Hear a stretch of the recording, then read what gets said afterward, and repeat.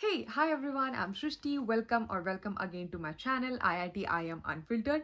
तो इस चैनल पे मैं अपनी IIT IM जर्नी से रिलेटेड वीडियोस बनाती हूँ इन अ वेरी अनफिल्टर्ड वे. तो अगर आपको एक रियलिटी चेक चाहिए कि 35 लाख CTC का इन हैंड कंपोनेंट कैसा होता है, whether it is actually worth it to undergo the entire 2 years of JEE preparation journey, India से MBA करने के क्या प्रोज एंड कॉन्स होते हैं, और मैं अपने डिफरेंट कॉम्पिटिटिव एग्जाम्स के एक्सपीरियंसेस भी शेयर करती हूँ जैसे कि SSC CGL, UPSC, RBI and etcetera. तो अगर आपको इस टाइप के कंटेंट में इंटरेस्ट है तो आप मेरा चैनल फॉलो कर सकते हो. So yeah, let's get started. The topic for today's discussion is कि किन तरह के लोगों को इंडिया में या फिर बाहर MBA नहीं करनी चाहिए. तो yeah, let's get started. So there are three major type of people that I will suggest that they should not actually go for an MBA in India or abroad. तो video शुरू करने से पहले मैं थोड़ा अपना बैकग्राउंड दे देती हूँ ताकि आप समझ पाओ कि मेरा पॉइंट ऑफ व्यू क्या है. तो मैंने अपना अंडर ग्रेजुएशन किया था IIT पटना से 2017 टू 2021. फिर 21 से 23 में मैंने एक्सेल राय जमशेदपुर से MBA किया था इन BM which is business management. उसके बाद वहाँ से मेरी एक 30 CTC की जॉब लगी थी at PNG. I was based in Chennai but I did not actually love the job, so I shifted in July 2024 to Accenture Strategy. Currently, I'm working as a strategy analyst in FMCG domain. I'm based out of Varanasi and Bangalore. Varanasi इसलिए क्योंकि यहाँ पे मेरे parents रहते हैं और बैंगलोर इसलिए क्योंकि वहाँ पे मेरा ऑफिस है. तो I tend to like equally spend my time between these two locations. So yeah, let's get started. तो सबसे पहला द फर्स्ट वन इज़ कि if you are already in a well settled job. तो अगर आप already एक ऐसे job में हो जहाँ पे आप 10 से 15 लाख रुपए कमा रहे हो, तो honestly it does not actually make sense कि आप वो कैट प्रिपरेशन जर्नी पे फिर से जाओ और फिर 2 साल का MBA करो और वहाँ से मतलब एक जॉब लो. तो मैं आपको थोड़ा इसको रैशनली समझाती हूँ. तो लेट्स से कि अभी आप अगर 15 लाख रुपए कमा रहे हो या फिर 10 से 15 लाख के बीच में कोई एक अमाउंट कमा रहे हो और आप अगले साल का कैट अटेम्प्ट देना चाहते हो.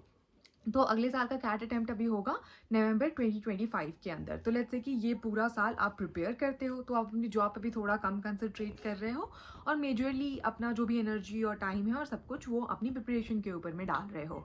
तो नवंबर 2025 के अंदर में एग्ज़ाम हो गया. उसके बाद वहाँ पे like you will be getting the calls और इंटरव्यूज़ होंगे एंड ऑल ऑफ दैट. तो ये होते होते आपका एडमिशन होगा अप्रैल ऑफ 2026 में. उसके बाद आप 2028 मार्च तक अपना डिग्री ख़त्म करोगे. तो अभी से 3 साल उस चीज़ को हो चुके हैं. 3 साल के बाद जैसे आपकी डिग्री ख़त्म होगी तो लेट्स से कि अबव एवरेज आपकी प्लेसमेंट होती है because I am assuming you are a smart kid and all of that. तो अबव एवरेज प्लेसमेंट आपको वहाँ पे 30 से 35 लाख की मिलेगी.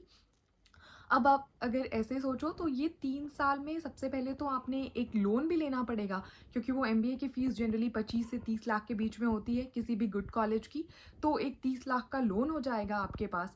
तो जो जॉब के बाद आपकी जो इनकम हो रही है 35 लाख CTC पे, वो इन हैंड जनरली वो अमाउंट आता है 1.5 लाख के लगभग ऑन एन अप्रॉक्स. और वो 30 लाख का लोन चुकाने के लिए आपको मंथली कुछ 30,000 के लगभग का पैसा EMI के रूप में देना पड़ेगा ताकि आप 10 साल के अंदर में अपना लोन ख़त्म कर लो. तो इन हैंड 1.5 लाख में से 30,000 माइनस कर लेते हैं क्योंकि वो EMI में अब जा रहा है हमारे. तो 1,20,000 रुपये आपके इन हैंड आएंगे 3 साल बाद. अगर करेंटली आप एक 10 से 15 लाख की जॉब में हो तो लेट्स से कि आप 60-70 हज़ार रुपये महीने कमाते हो. 3 साल में आपका प्रमोशन वगैरह होके या फिर स्विच वगैरह करके if you think that you will be able to make the same amount, that I think is very rational कि 3 साल बाद मैं एटलीस्ट 2x कर लूँ अपना जो इनकम है अभी विदाउट एनी लोन और कोई भी लाइबिलिटी नहीं है और कुछ भी नहीं है. तो I will be basically reaching the same position. तो मेरे को लगता है कि इस केस में अपना पूरा 2 साल वहाँ पे डाल के अगर आपके लिए मनी सबसे बड़ा फैक्टर है MBA करने का, तो आई don't think that you should go through that journey. But हाँ, मतलब काफ़ी सारे लोगों के लिए बहुत अलग अलग मतलब होते हैं कि उनको कोर्सेज सीखने हैं और सब्जेक्ट सीखने हैं, तो फिर उनके लिए सही है. बट अगर आपके लिए ये बहुत इंपॉर्टेंट है कि आपका मनी काफ़ी ज़्यादा इंक्रीज़ हो जाएगा MBA करने के बाद, then I think you can think twice. क्योंकि या बिकॉज आई हैव एक्सप्लेन कि economically it does not actually make a lot of sense. Yeah, sorry. So this was the first type of people. The second type of people are those who actually went to a good under graduation college. तो अगर आप किसी IIT या NIT या SRCC या फिर कोई अच्छे कॉलेज अपने अंडर ग्रेजुएशन में गए हुए हो, तो वहाँ पे आपका नेटवर्क ऑलरेडी काफ़ी अच्छा हो जाता है। आपके जो दोस्त साथी आपके बैच में रहते हैं वो भी काफ़ी अच्छी जगहों पे काम कर रहे होते हैं, आपके सीनियर्स वगैरह भी काफ़ी अच्छी जगह पे, काफ़ी अच्छी पोजीशंस पे होते हैं इंडस्ट्री के अंदर में। तो एक MBA करना विद अ व्यू पॉइंट की वहाँ पे नेटवर्किंग होती है और आपको काफ़ी अच्छे लोगों से नेटवर्क बन जाएगा, कनेक्शन बन जाएगा, एलुमनाई नेटवर्क का फ़ायदा मिलेगा। तो फिर आपको थोड़ा सोचना चाहिए, क्योंकि अंडर ग्रेजुएशन के कॉलेज जो बहुत अच्छे होते हैं उनकी value at the end of the day MBA से थोड़ी बेटर है ऑनेस्टली। तो अगर आप किसी ओल्ड IIT से हो या फिर किसी ओल्ड NIT से हो जैसे त्रिची और वारंगल और ये सब, तो फिर आपको एक MBA कॉलेज चुनने के लिए थोड़ा सोचना चाहिए। अनलेस एंड अनटिल कि आपको एकदम अहमदाबाद, बैंगलोर या कैलकाटा मिल रहा है, then I think that you should consider twice before actually going to the college. So yeah, that was the second type of people. The third type of people are who are not interested in the MBA courses.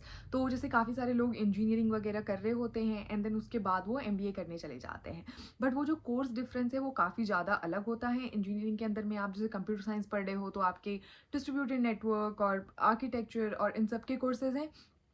और then फिर वो MBA करने जब आप जा रहे हो तो आपके कोर्सेज अचानक से बहुत ज़्यादा डिफरेंस हो जाते हैं। जैसे कि आप फाइनेंस पढ़ने लगते हो, आप ऑपरेशन पढ़ने लगते हो, आप मार्केटिंग और सेल्स पढ़ने लगते हो, आप HR के कोर्स पढ़ने लगते हो। तो अगर आपको इन सारे कोर्स में बिल्कुल भी इंटरेस्ट नहीं है, अगर आपको ऑपरेशन में या मार्केटिंग में लाइक कोई इंटरेस्ट नहीं आता है, तो मतलब it should not like it doesn't actually make sense कि आप वो 2 साल का पूरा कोर्स वहाँ पे जाके करो, गिवन कि वो सब्जेक्ट के अंदर में आपको इतना ज़्यादा इंटरेस्ट नहीं है।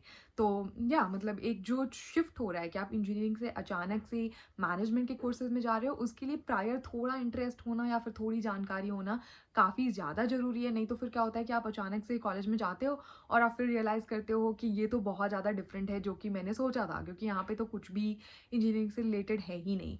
तो या दैट्स अ शॉकर, और फिर आपके इनिशियली 3-4 महीने बर्बाद हो जाते हैं समझने के अंदर में एंड ऑल ऑफ दैट, और तब तक समर इंटर्नशिप प्लेसमेंट्स हो गई रहती हैं और आप थोड़ा लैक कर जाते हो वहाँ पे ना। तो या मतलब you should be like really sure about going, क्योंकि आप अपनी 2 साल का टोटल टाइम वहाँ पे स्पेंड कर रहे हो, अपनी एनर्जी स्पेंड कर रहे हो, और ऊपर से आप एक 30 लाख रुपए भी वो कोर्स करने के अंदर में दे रहे हो। तो या you should be like 100% sure before actually going there. So yeah, from my opinion, the 3 type of people that I have mentioned, they should not actually consider going for an MBA unless and until उनको काफ़ी अच्छे college जैसे अहमदाबाद, बैंगलोर और कैलकाटा मिल रहे हैं। तो बाकी colleges में जाने से पहले इन तीनों तरह के लोगों को काफ़ी बहुत मतलब काफ़ी अच्छे से सोचना चाहिए, और most probably I don't think they should actually take the step.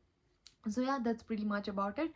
Thank you for watching. Please subscribe and like. मैं जनरली अपने सारे कमेंट्स को रिप्लाई देने की कोशिश करती हूँ, तो अगर आपको कोई कन्फ्यूजन है या डाउट है तो आप कमेंट सेक्शन में पूछ सकते हो। Thank you, bye bye.